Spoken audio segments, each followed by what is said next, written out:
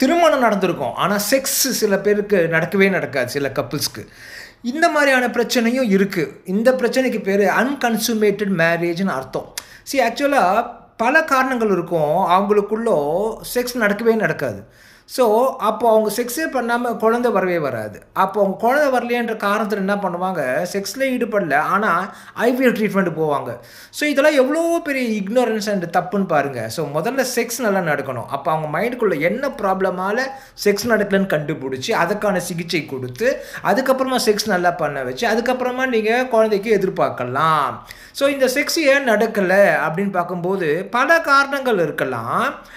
And கொஞ்சம் கொஞ்சமா அவங்க என்ன பண்ணுவாங்க, அக்செப்ட் பண்ண ஆரம்பிச்சுருவாங்க. சரி நம்ம இப்படியே வாழ்ந்துடலாம், செக்ஸ் இல்லாம நம்ம எவ்வளோ ட்ரை பண்ணோம், நடக்கல அப்படின்னு முடிவு பண்ணுவாங்க. அந்த ட்ரை எல்லாம் தப்பு தப்பா இருக்கும், இக்னோரண்ட்டா இருக்கும்.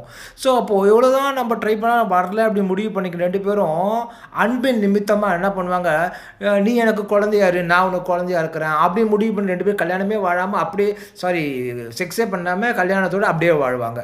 ஸோ, இந்த மாதிரியான கப்புள்ஸ்க்கு இன்னொரு விஷயம் என்னன்னா, ரொம்ப அன்பு இருக்கும் 2 பேருக்கு நடுவுல. ஸோ, அந்த அன்புக்கு முக்கியத்துவம் குடுத்து 2 பேரும் செக்ஸே இல்லாம வாழ்ந்துருவாங்க. இது முழுக்க முழுக்க ஒரு தவறான ஒரு ஆட்டிட்யூட் அண்ட் இக்னோரன்ஸ்.